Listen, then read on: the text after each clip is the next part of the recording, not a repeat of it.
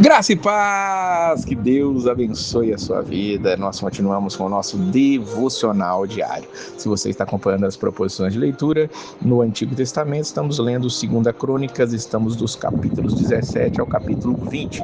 E no Novo Testamento, Romanos, capítulo 13 ao capítulo de hoje. Leia, faça perguntas, comentários aí no YouTube, para que nós possamos divulgar, responder, tratar dos assuntos tão importantes que Paulo está falando. Paulo entrou agora numa parte bem prática ali da sua carta. Ele já tinha falado algumas coisas que devemos fazer e agora ele continua e vai falar sobre a questão das autoridades superiores. Versículo 1: todo homem esteja sujeito às autoridades superiores, porque não há autoridade que não proceda de Deus, e as autoridades que existem foram por ele instituídas. Veja que Paulo está trazendo ali um ensinamento que à sua época pode ter parecido muito estranho, e ainda à nossa época. Porque Paulo está dizendo que as autoridades que existem foram instituídas por Deus.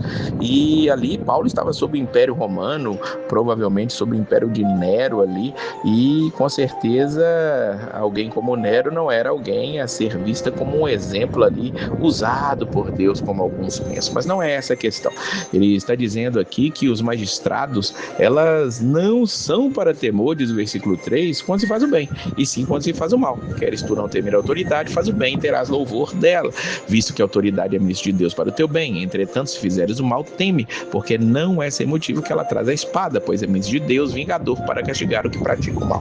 Veja que as autoridades que são instituídas por Deus são aquelas que fazem as coisas de maneira justa, aquelas a quem Deus ele institui para punir o mal e para gratificar o bem, para presentear o bem, digamos assim.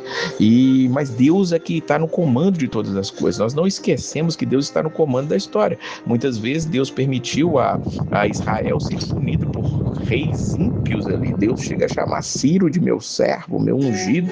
Por quê? Porque foi escolhido por Deus ali para trazer a libertação do povo do cativeiro, mandar o povo de volta. Mas ele também fala a mesma coisa para Nabucodonosor, quando ele é enviado para prender, para levar o povo cativo.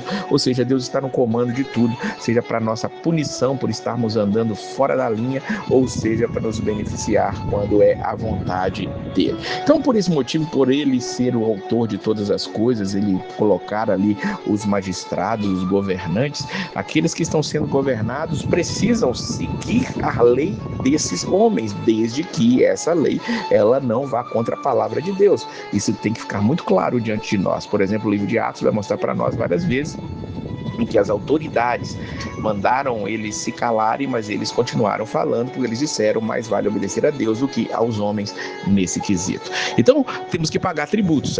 Deus manda a gente pagar. Deus manda nós pagarmos nossos impostos. Veja o versículo 6, por esse motivo, também pagais tributos. E ele diz no versículo 7, pagai a todos o que é devido.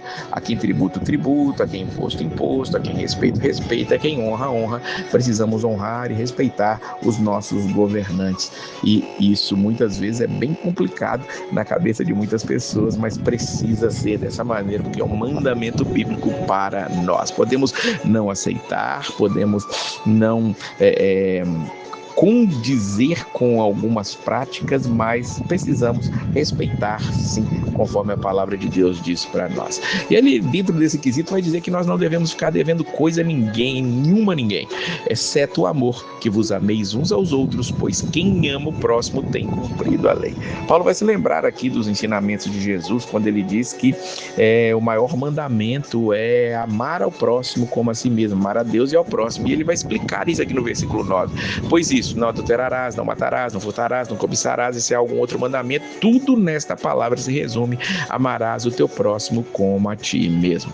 O amor não pratica o mal contra o próximo. Olha que coisa maravilhosa nós entendermos que Paulo está aqui realmente entendendo o que Jesus diz. Jesus ele resume os mandamentos ali em dois: amar a Deus sobre todas as coisas e ao próximo como a nós mesmos. Ou seja, fazendo assim, se eu amo o próximo, eu não vou adulterar, eu não vou matar, eu não não vou furtar, eu não vou cobiçar o que é do outro. Então, nós precisamos entender que para cumprir a lei, nós precisamos amar, porque a lei é o amor. O amor é o cumprimento da lei. Por isso, ele vai nos chamar a atenção, que nós precisamos viver em amor realmente. Ele diz para nós aqui nos versículos 13 e 14, andemos dignamente como em pleno dia, não em orgias e bebedices, não em pudicícias e dissoluções, não em contendas e ciúmes, mas revestivos do Senhor Jesus Cristo, e nada disponhais para a carne no tocante às suas concupiscências. Ele está dizendo, sai do pecado.